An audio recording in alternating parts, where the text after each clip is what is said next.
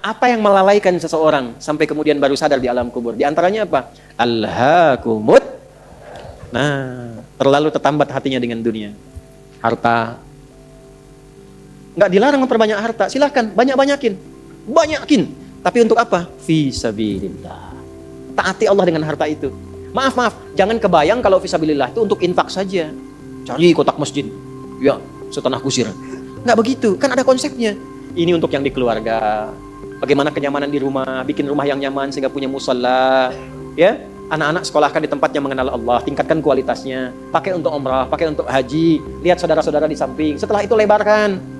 Baru ada babnya lagi setelah orang tua, saudara, kerabat, ada anak yatim, baru dibuka untuk umum. Itu ada petanya. Nah sekarang pandai-pandai dengan harta, antum menghitung kebutuhan sebulannya berapa. Tabungan pemetaannya berapa. Nah yang lewat dari situ, itu titipan Allah, bekal antum untuk mendapatkan ridhonya. Sebelum diambil. Antum gaji 30 juta, kebutuhan rumah tangga 15 juta, tabungan 5 juta. 10 juta itu bekal tabungan antum untuk akhirat. Maka babnya keluarkan di Quran. Apa bab ibadah lewat harta? Tunggangi itu. Jangan terlalu bergantung, nanti begitu meninggal baru sadar, mau balik lagi nggak bisa. Antum sekarang punya kedudukan, suatu saat hilang kedudukan itu. Pelajari bab tentang fikih kedudukan, bagaimana menaati Allah lewat kedudukan, bikin kebijakan yang baik. Sebelum meninggal. Antum lagi belajar sekarang, taati Allah lewat ilmu. Bagaimana cara belajar yang benar? Sebelum meninggal. Ada yang kerja ngumpulkan harta aja. Ya? Ada yang ngumpulkan, hitung sebanyak-banyaknya, sampai lupa, tidak menjadikan semua itu sebagai bekal pulang. Selanjutnya, Al-Adiyat ayat 9. Afala ya'lamu idza bu'athira ma fil qubur wa husila ma fis.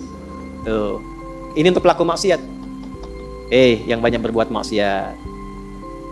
Apa nanti nggak malu dan nggak khawatir kalau itu diungkap di alam kuburnya?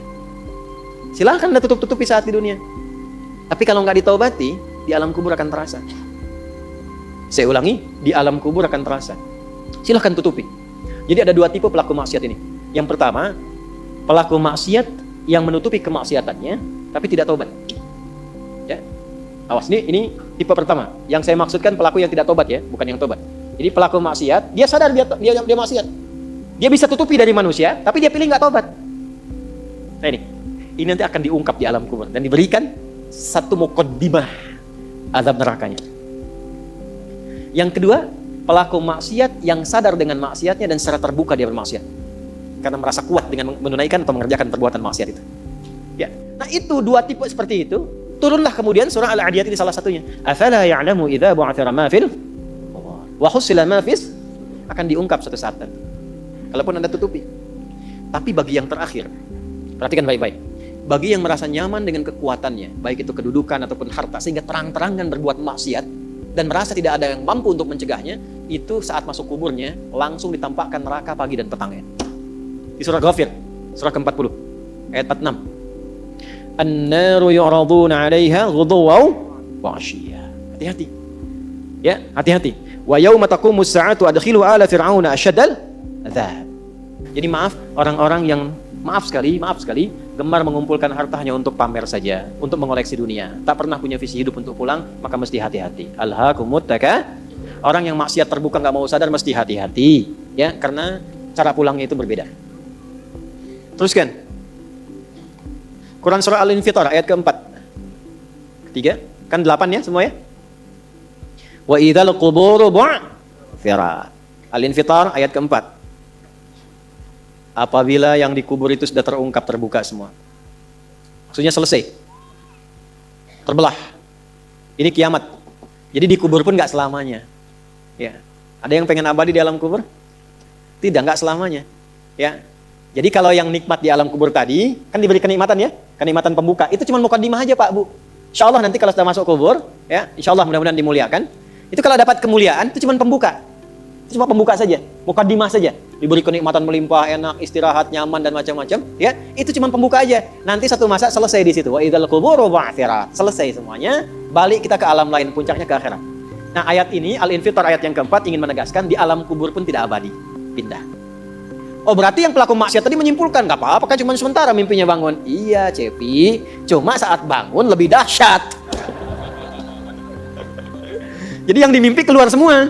Ya. Nah, terus Quran surah Abasa. Ya, surah 80 ayat 21. Baik. pelan-pelan, pelan-pelan. Kalau tadi kan sudah diungkap ya, di kuburnya bagaimana, nikmatnya bagaimana, bahayanya bagaimana yang mengancam. Nah, sekarang kita akan masuk ke kubur tidak? Akan masuk tidak? Nah, maka di Abasa ini diingatkan. Quran surah 80 ayat 21. Tsumma amatahu fa'aqbarah. Orang yang hidup itu satu saat pasti akan diwafatkan. Kalau sudah wafat akan dikuburkan. Di semua kita tidak ada yang bebas dari penungguan di alam kuburnya. Tadi tunggu.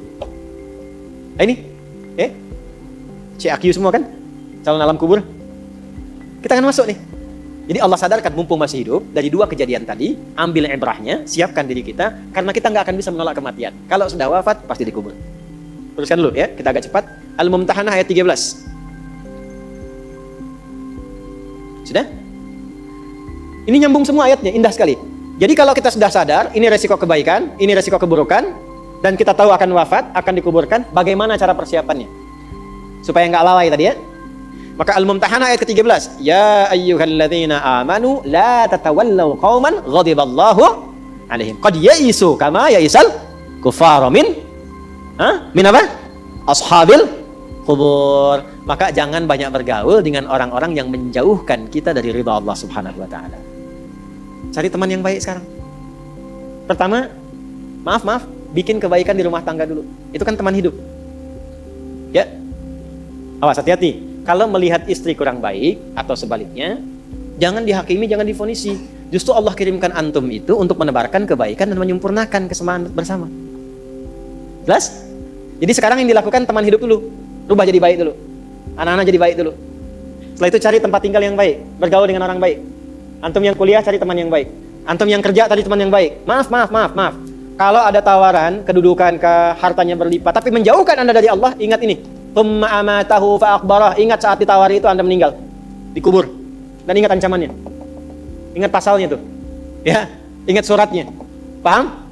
Nah, karena itu masukkan ayatnya, jangan sekali-kali menjadikan keadaan di sekitaran kita justru memperkuat datangnya ancaman Allah dan nestapa saat kembali ke alam kuburnya. Bahkan orang-orang yang tidak beriman pun, yang buruk pun, yang beriman tapi maksiat pun, itu sejatinya ketika temannya masuk ke kubur nggak mau ikut-ikutan. Makanya di sini oleh Allah. Hei, kamu ini sadar nggak sih? Orang yang mengajak kamu maksiat itu, lihat temannya meninggal pun, temannya wafat pun, dia nggak pengen ikut. Kadang-kadang dia abaikan. Coba lihat, ya ada pimpinan misalnya tingkat tertinggi, lihat anak buah bawahnya misalnya menjalankan tugas bahkan dari dia untuk berbuat salah, berbuat maksiat. Ya, apakah mengedarkan narkoba atau misalnya membackingi kegiatan yang tidak baik. Lalu tiba-tiba dia wafat, apakah peduli atasannya? Tidak. Yang ada yang terjadi jangan bawa-bawa atasan, padahal dia yang nyuruh. Terus Anda mau jadikan teman yang seperti itu? Dia pada kawannya saja nggak bertanggung jawab. Dengan imannya saja dia nggak peduli. Kalau dia dengan Allah saja nggak peduli, kenapa Anda dia jadikan teman? Dan kenapa Anda menjadikannya dia teman?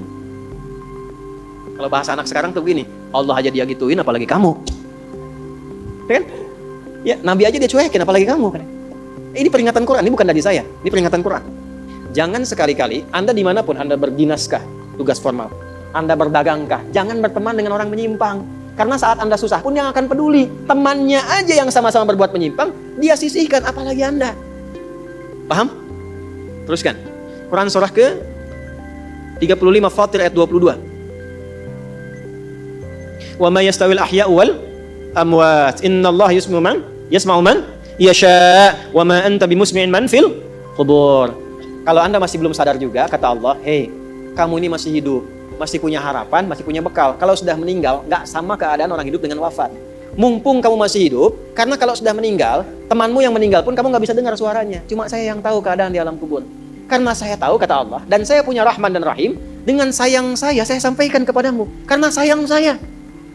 Ibu maaf, kalau ada anak misalnya, ingin berbuat menyimpang, ibu cegah tidak? Kenapa? Karena ibu sayang. Karena itulah ibu, saking sayangnya, maaf, jangankan anak lahir, di dalam saat dikandung pun bukankah dijaga dari yang maksudnya? Dijaga dari yang merusak. Ibu kalau sedang mengandung, mau nggak makan makanan yang kotor? Makanan yang merusak? Tidak kan? Kenapa? Karena sayang kepada bayi yang dikandung, janin yang terkandung. Di tempatnya pun disebut oleh Allah dengan rahim. Karena ada rahim, dijaga betul. Miring kanan susah, kiri susah, telungkup nggak mungkin. Dijaga supaya apa? Supaya di dalamnya merasakan ketenangan. Karena apa? Karena ada tempat disebut dengan rahim. Nah, Allah itu sifat rahim melekat kepadanya. Karena sayang dengan kita, diingatkan. Bahasa bebasnya gini, karena saya sayang engkau dengan rahimku. Karena saya cinta kamu dengan rahmanku. Jangan sampai masuk kubur, kamu tersiksa, kamu nestapa. Karena beda antara hidup di dunia dengan kehidupan di kubur. Mumpung masih hidup, cari bekal. Karena engkau tak mampu mendengar apa yang terjadi dalam kubur. Jadi kalau tadi Allah sampaikan, jangan bergaul dengan yang begini, jangan terlena dengan yang seperti ini, itu karena Allah sayang dengan kita. Itu saja. Jelas ya? Ya, jadi kalau nggak sayang, nggak akan mungkin diingatkan. Teruskan. Al-Hajj ayat ke-7. Yang ketujuhnya Al-Hajj ayat ke-7. Wa anna as-sa'ata atiyatun la raiba fi wa anna Allah yab'atsu man fil qubur. Tapi jangan khawatir, sekalipun engkau masuk ke alam kubur, kata Allah, karena sayang, aku pesankan berbekal dari sekarang. Di alam kubur aku penuhi nikmatku kepadamu. Tapi itu cuma sementara. Besok-besok selesai, aku bangkitkan semua kalian, aku tepati janjiku untuk memberikan surga kepadamu. Karena itulah orang yang baru mau meninggal dalam sakaratul mautnya, kalau benar dia mengikuti apa yang Allah pesankan dari ayat-ayat tadi, maka Allah berikan pendahuluan sebelum masuk kubur. Ditampakkan bahkan surganya di hadapannya, dimasukkan dalam golongan hambanya, ditenangkan saat wafatnya. Ya ayyatuhan nafsul mutmainnah, irji'i ila rabbika radiyatan fadkhuli fi wadkhuli. Nah, jannahnya ditampakkan. Terakhir, At-Taubah ayat 84. Quran surah At-Taubah ayat 84. Kalau ada orang yang tidak peduli dengan peringatan ini. Ini 7 ayat nih, itu pesannya. Ini bukan ilmu ta'ati ya, untuk mengingatkan saja. Kadang kita sulit, tapi kalau antum ngambil jurusan yang sama, itu insya Allah mendapatkan kenikmatannya. Contoh begini misalnya. Kenapa ada ayat di Quran itu jumlah bilangannya sama? Serupa dengan lawannya. Malaikat disebutkan 88 kali. Setan disebutkan 88 kali. Nah, lawan tugas malaikat itu setan. Malaikat membisikkan kebaikan, setan memprovokasi keburukan. Jumlahnya sama. Karena setiap hari pun kita nggak akan bebas dari 2 bisikan itu, baik atau buruk. Nah ini, kenapa ayat pengingat alam kubur dan kehidupan dunia 7 kali? Salah satu pesannya adalah karena kita 7 hari beraktivitas selama hidup di bumi itu. Maka diingatkan setiap hari. Maka setiap hari itu mesti ingat kematian. Sebelum tidur istighfar, siap nggak bekalnya, lihat temannya, selamat nggak keluarganya. Ya, maaf, izin, maaf sekali, saya berulang kali minta maaf nih. Ya, berulang kali. Ada seorang suami, saleh, istrinya salehah luar biasa. Satu kali suaminya karena kelelahan, bangunnya agak terlambat. Biasanya jam 3, ini setengah 4 misal. Itu istrinya bangunkan sambil bersenandung. Pak, sayang, cepat bangun Pak. Perjalanan kita masih panjang. Sedangkan ajal semakin mendekat. Sedangkan para musafir sudah punya banyak bekal di depan kita. Kita mesti nyusul mereka. Bangun Pak. Itu Masya Allah kalau pakai bahasa Arab indah sekali. Pak, ajal itu mendekat kepada kita.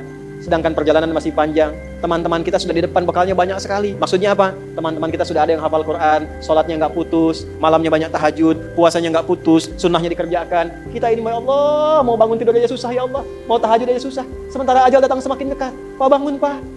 Bangun Pak. Takutnya kita meninggal malam ini. Kita nggak bisa menyusul teman-teman kita yang sudah di depan. Itu istri bangunkan suaminya. Ada lagi yang suami mau kerja dibisikin istrinya.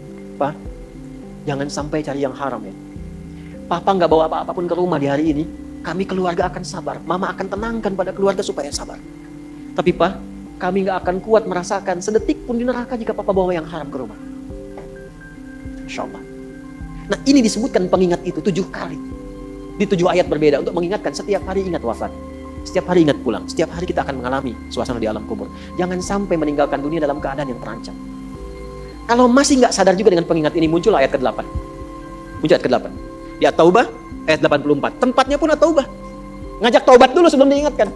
Tapi dasar karena nggak pengen taubat juga, maka munculnya ancaman. Kalau ada yang masih nggak peduli, bahkan ada orang Islam yang masih bertahan dengan keburukannya, menampakkan ke orang lain dengan sifat nifaknya, maka turun ayatnya. Wala tusalli ala ahadin minhum mata abada. Wala taqum ala qabrih. Allahu Akbar.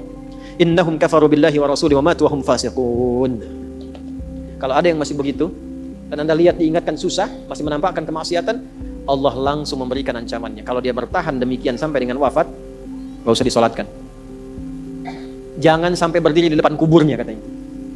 Kurang apa lagi? Tiap hari diingatkan, 7 kali, 7 hari beraktivitas, 7 kali diingatkan, diberikan kasih sayang, diarahkan pada yang benar, ditunggu sampai taubat, tapi masih mengancam, masih menampakkan kehebatannya sampai dia wafat. Maka peringatannya apa? Orang-orang yang sengaja menantang berbuat maksiat, menghalalkan dosa yang besar, itu dihukumi oleh Quran. Kafaru billah. Yang menghalalkan dosa besar itu dihukumi kufur. Tapi jangan sembarangan, ya, jangan sembarangan menghukumi. Karena ada yang punya otoritas di situ. Gak boleh Anda sembarangan, ini kufur, ini togut, ini gak boleh. Gak boleh. Ada yang punya otoritas. Dan ada yang paham fikihnya, gak boleh sembarangan. Hati-hati kalau ada aliran mengajak Anda, ini togut, ini aja, bunuh aja, tembak aja, tinggalkan itu. Tinggalkan. Karena ada yang punya otoritas untuk menentukan klasifikasi mana yang benar, mana yang salah, mana yang ini, mana yang begitu. Jangan sampai terbawa pada aliran demikian. Jelas ya? Baik. Tapi kalau ada yang nekat berbuat maksiat sampai wafat, kata Allah, Nabi pun sampai dilarang. Jadi ini ayat turun tentang Abdullah bin Ubay bin Salul yang hidupnya mengaku muslim tapi banyak sekali menyakiti Nabi. Banyak berbuat maksiat, bahkan merencanakan pembunuhan kepada Nabi. Ditampakkan oleh Allah, begitu Nabi ingin menampakkan sisi kemanusiaan dengan menyolatkannya, turunlah ayat ini. Jangan disolatkan Muhammad. Jangan disolatkan. Biarinnya sama teman-temannya. Jadi biasanya orang munafik ketemu munafik lagi. Ketemu munafik lagi. Hati-hati. Jangan sampai yang menyolatkan itu sama munafik, sama perbuat maksiat. Orang Islam dilarang yang beriman yang baik, bahkan wala takum ala qabri. Ke kuburnya pun jangan diantar. Jangan berdiri di depannya. Jangan sampai terancam demikian. Karena itu kalaupun ada yang nampak ciri-cirinya, kita doakan supaya kembali ke jalan yang benar. Kita tunjukkan kebaikan dengan lemah lembut. Supaya dengan itu sadar dan menjadi bagian dari orang-orang beriman yang mendapatkan ridha Allah Subhanahu wa taala. Apalagi kalau itu bagian dari keluarga.